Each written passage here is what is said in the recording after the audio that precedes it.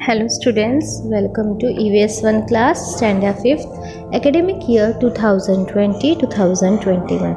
Students, today we are going to start with your lesson number 12, Food for All. Students, as you all know that food is our basic and very much necessary needs. Okay, without food it is very difficult for us to survive on the earth. So let's start with the lesson. Now students, before starting with the chapter, can you tell me which vegetables do we get around the time of Diwali? Which fruits, which grains you find at that time? What are the seasons for jowar, bajra, rice, mangoes, oranges and jackfruit? Which part of plants do we use as food? I hope you got your answer. Now students, here with these question answers, I hope you got the idea that we get food, different varieties of food items, vegetables, fruits, but in the different particular seasons. Let's learn more about our food. Students, as you know, our country is the agriculture based occupation country, means 70% of the people are doing agriculture. Agriculture means खेती बाड़ी करना. So let's learn about the agricultural seasons. मतलब जो खेती बाड़ी भी करते हैं, हर खेती बाड़ी करने का अलग तरीका, अलग समय और अलग मौसम होता है. So let's start learning about it. We get food from plants. You all know कि हमें जो भी खाने की चीज़ें फूड खाना मिलता है वो कहाँ से मिलता है. The main source is the plants, पेड़ पौधे. For that purpose, we sow grains in field and plant fruit trees in orchards. About 60% of the land of our country is in use for agriculture. मतलब अर्थ पे जितनी भी place land है, जगह है, उसमें से 60% किस लिए यूज़ किया जाता है? एग्रीकल्चर के लिए. There are two main agriculture season in our country. The season from June to October is called the Kharif season.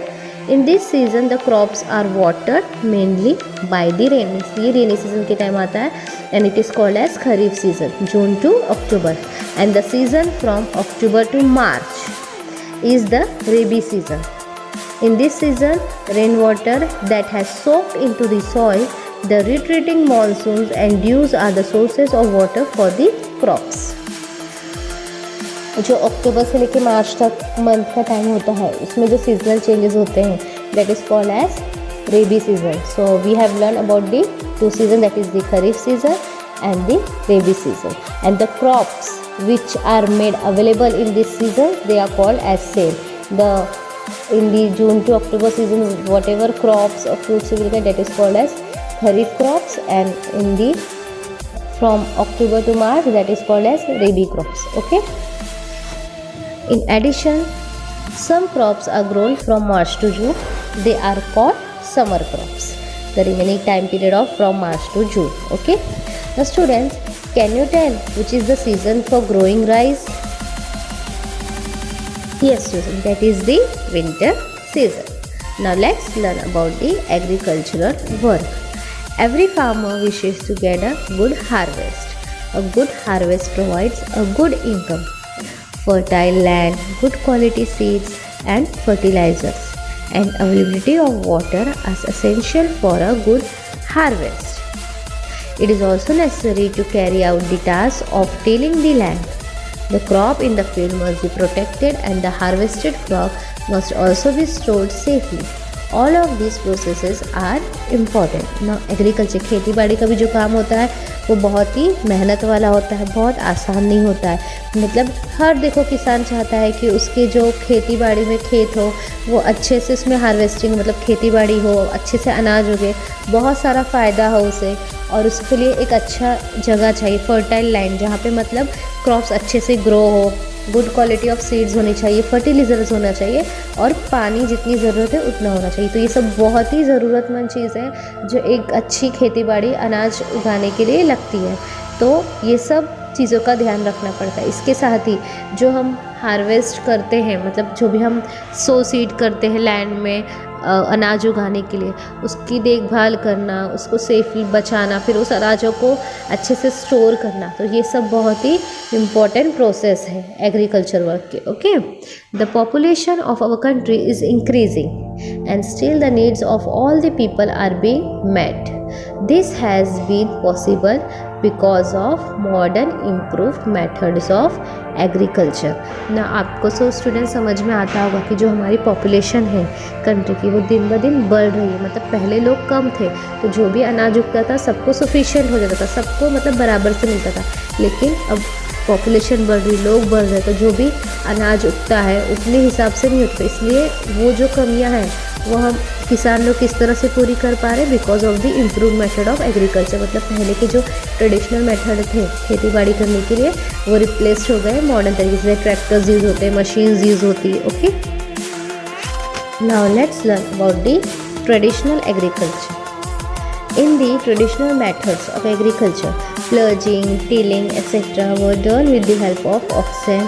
A moat, a huge leather bag driven with the help of oxen, was used to draw water from the well.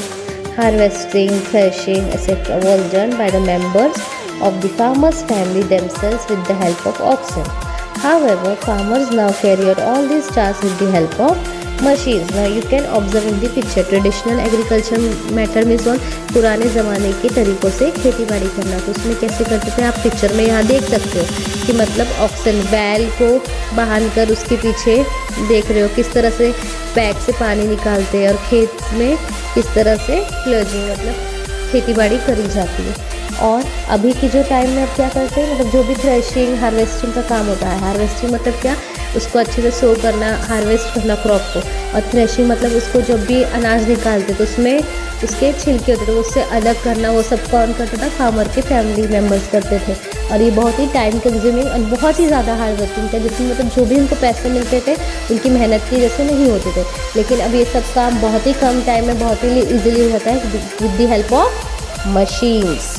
You can see the ploughing the land. पहले के ज़माने में कैसे oxen को use करके किया जाता था।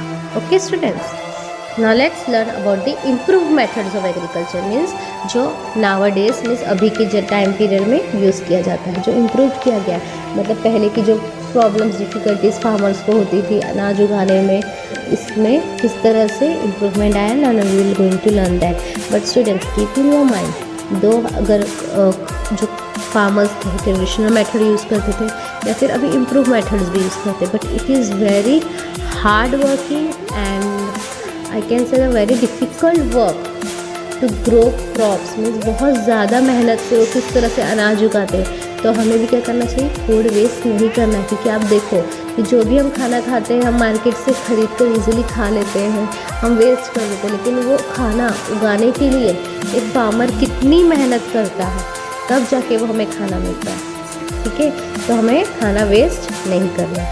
Now let's move towards the improved methods of agriculture. Improve seeds. Earlier it was customary to preserve the seeds of one harvest for sowing in the next season. Those seeds did not have a high yield. Nowadays, improved seeds are developed through research. They are available in the market for every crop such as jowar, rice, groundnut, wheat, etc. These have a higher yield. They can resist pest attacks. Some varieties become ripe for harvesting in a shorter period of time, while some give a high yield even with a low water supply. तो students पहले means क्या करना पड़ता था, जो भी seeds होती थी बीज उसको हार्वेस्ट करते थे और लेकिन फिर उसे हमें संभाल के भी रखना पड़ता था जो नेक्स्ट सीज़न के लिए। बट नाउअडेज जो होते थे हाई यार्ड, मतलब ऐसी क्वालिटी नहीं होती थी कि ज़्यादा उससे अनाज उग सके। तो अब क्या शुरू किया गया, रिसर्च के थ्रू पता करते थे कि सीड्स की मतलब जो बीज है उसकी उपजाऊ मतलब कितना ग्रोथ प्लांट में या फिर क्रॉप्स में होगा वो पता करके मिलती है। और मार्केट में ये बहुत ही ईजीली अवेलेबल है फॉर डिफरेंट फूड क्रॉप्स। और ये क्या करते हैं, पेस्ट अटैक्स, मतलब जैसे पेस्टिसाइड्स फर्टिलिटी इंक्रीज़ करने के लिए केमिकल्स यूज़ किए जाते हैं, उसके अटैक को भी अच्छे से ये क्या कर लेती है, ऑब्जर्व कर लेती है और बहुत ही कम टाइम में जल्दी पक जाते हैं और उसमें से फूड बेयर होते हैं, क्रॉप्स बेयर होते हैं और with less water supply it can be used. Now let's learn about the modern methods of irrigation. Crops grow well if they are watered at the right time. मतलब सही time पे पानी देने पे, जितनी उनको ज़रूरत है उतना पानी देने से क्या होता है, क्रॉप्स बहुत अच्छी तरह से ग्रो होते हैं। और आपने देखा होगा मतलब जब हैवी रेनफॉल होता है उस टाइम पे क्या होता है, ज़्यादा पानी की वजह से भी क्रॉप्स और एग्रीकल्चर लैंड क्या होता है, डिस्ट्रॉय हो जाते हैं ना। Suppose we will take example of our cells. अगर हमें जितनी भूख होती है हम उतना ही खाना खा सकते हैं। अगर उसके अलावा अगर हम ज़बरदस्ती हमें कोई खाना खिलाए तो हमारी तबीयत ख़राब हो सकती है, हमें वॉमिट हो सकती है ना, हमें तकलीफ़ हो सकती है। उसी तरह प्लांट्स के और क्रॉप्स के साथ भी है ना, जितना उन्हें पानी चाहिए, जितना खाना, मतलब उनका खाना क्या है, फर्टिलाइजर्स, सॉइल, उतना ही वो उनको चाहिए। अगर उससे ज़्यादा हम देंगे तो क्या होगा, वो भी ख़राब हो जाए। Crops grow when if they are water at right time. Water from rivers, lakes and wells is used for irrigation in addition to rain water. मतलब रेन वाटर के अलावा भी अगर कभी बारिश कम होती तो उसके अलावा हम कौन सा पानी यूज़ करते हैं, नदी का, तालाब का, कुएं का, ये सब पानी हम यूज़ करते हैं। Okay, greater quantities of water are stored by building dams and burns on rivers to obstruct the flow of water downstream. This also helps to raise the levels of ground water. फिर क्या होता है, dams और burn भी help करते हैं हमें ground water का लेवल बढ़ाने के लिए, जिससे इजीली हम खेतों में पानी पहुंचा पाते हैं। क्रॉप्स वर ट्रेडिशनली वाटर थ्रू कैनल्स। जो पुराना मेथड था वो कैसे होता था, कैनल्स थ्रू होता था। However much water from the canal is lost due to evaporation, seepage into the ground. Now certain improved methods of irrigation are used which provide enough water to the plants and at the same time help to save a lot of water. Drip irrigation and sprinkle irrigation are the two types of modern methods. You can observe in the picture how the drip irrigation takes place and the sprinkle irrigation. मतलब आपने देखा होगा खेतों में pipe lines के through ऐसे होता है कि वो पूरे में स्प्रिंकल होता है, वाटर मशीन गोल घूमती होती है, मतलब किसी को पाइप लेके पूरे खेत में पानी देने की ज़रूरत नहीं है। और ये ऑल द टाइम जब भी उनको नीड होती है they use this technique. The deep irrigation method makes use of pipes with holes. This ensures that the required amount of water drips only near the plants. Thus, full use is made up of available water. Sprinkle irrigation makes use of sprinkles of different sizes that spray water directly on plants.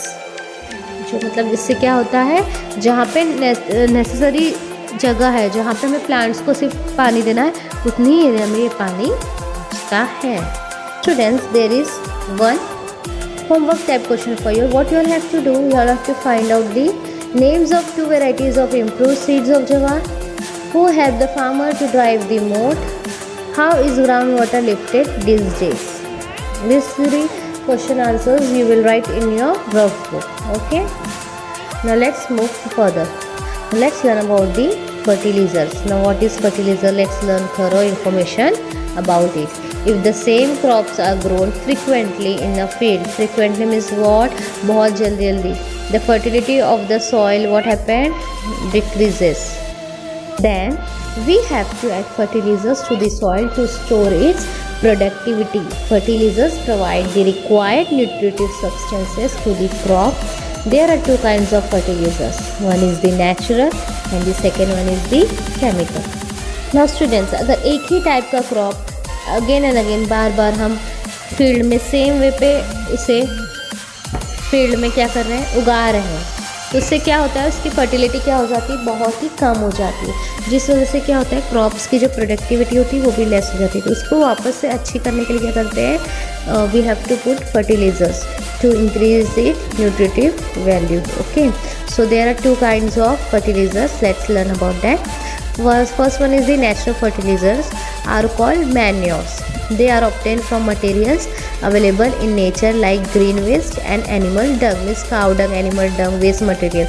That is the natural fertilizer. And the chemical or artificial fertilizers are the man-made fertilizers.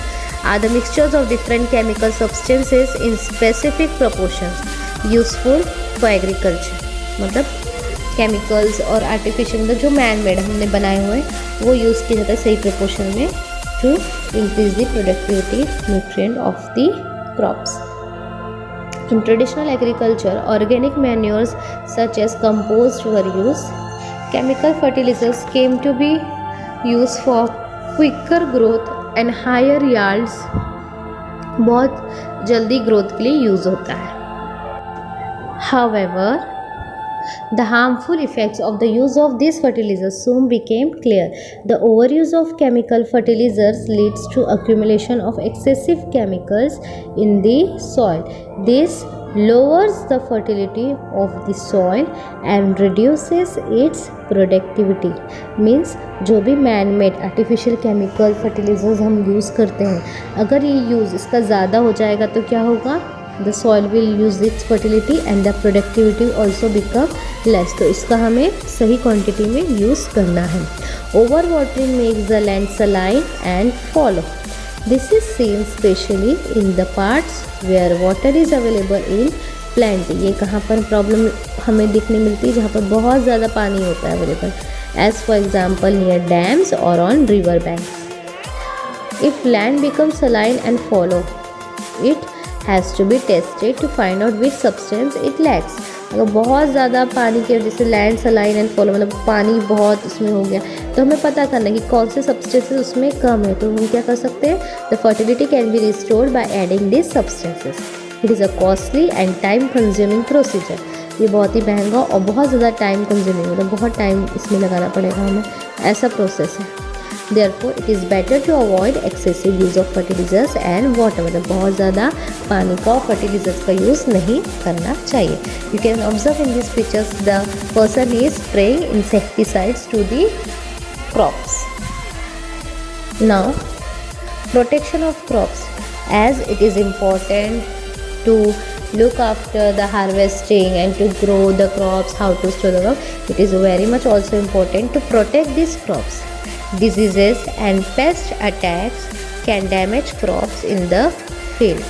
बीमारियों की वजह से या paste attacks मतलब जो भी कीड़े मकोड़े होते हैं जिससे वो क्रॉप्स को खा जाते हैं, ख़राब करते हैं, उनसे हमें क्या करना है? क्रॉप्स को बचाना है. As a remedy insecticides and pesticides are sprayed on the crops or certain chemicals are rubbed on the seeds before sowing. तो क्या करते हैं? ये जो मेडिसिन की तरह यूज़ किए जाते हैं जो भी पेस्टिसाइड इंसेक्टिसाइड, इसलिए तो बोला जाता है ना कि जब भी हम बाहर से सब्जियां या फिर वेजिटेबल्स कुछ भी ख़रीद कर लाते हैं चीज़ें तो उसको हमें अच्छे से पानी में धो लेना चाहिए. क्योंकि आपने देखा है कि खेतों में क्या किया जाता है? इंसेक्टिसाइड्स और पेस्टिसाइड्स यूज़ होते हैं which is harmful for us to eat and consume. तो हमेशा जो भी फूड क्रॉप्स लाते हैं मम्मी, तो आपने भी ध्यान रखना है वेजिटेबल फ्रूट्स, इसको हमें आज क्या करना है? अच्छे से वॉश कर लेना है. ना storage of grain. Now storing the harvest crop safely is an important as increasing the production. जिस तरह से खेती में क्रॉप्स जितना ज़्यादा होगी वो इम्पॉर्टेंट है, उसी तरह इसको सेफली स्टोर करना भी बहुत ज़्यादा इम्पॉर्टेंट है. The grain is dried well in the sun and filled in sacks. बोरी में भर दिए जाते हैं अच्छे से सुखा कर सनलाइट में ताकि वो सड़े ना. The sacks are then store in the house और after selling in warehouses और shops. You can observe in the picture the warehouse. Store grain can get damage in 2 ways. 2 तरह से वो ख़राब हो सकते हैं. Because of the mice, rats and insects can spoil the grain to a greater extent. बहुत ज़्यादा नुकसान कर सकते हैं. Also if the grain is stored in a close and damp space. आप देख सकते हो यहाँ पे वेयर हाउस में भी विंडोज़ है जहाँ से एयर आ रही है, वरना क्या होगा अगर एयर नहीं मिलेगी तो it catches fungus and becomes unfit for eating. फिर वो इतना कुछ जितनी मेहनत है सब हमारी वेस्ट हो गई क्रॉप्स उगाने की. तो इसको स्टोर करना भी अच्छे से बहुत ज़रूरी है. To prevent such damage by pest, chemicals are spread at the place of storage और all around it. Neem leaves are mixed in the grain. Some protective chemicals that can be mixed with the grain are also available in the market. Their smell repels insects. Storage places are always kept dry and airy to prevent fungus formation. You can observe the neem leaves here. Okay, it is the medicinal herb. Okay, neem leaves. तो क्या होता है इनके वजह से या जो भी पेस्टिसाइड्स यूज़ करते हैं जैसे कोई भी पेस्ट या फिर माइस, रैट्स या फंगस ग्रो नहीं होते. तो इस तरह से इसको इतने अच्छी तरह से स्टोर किया जाता है. Okay students, I hope you all have understood till here. Now what you all will do, you will read the chapter till here and try to understand it. Okay students, thank you for watching this video. The further part we will continue in our next session. Bye bye, take care.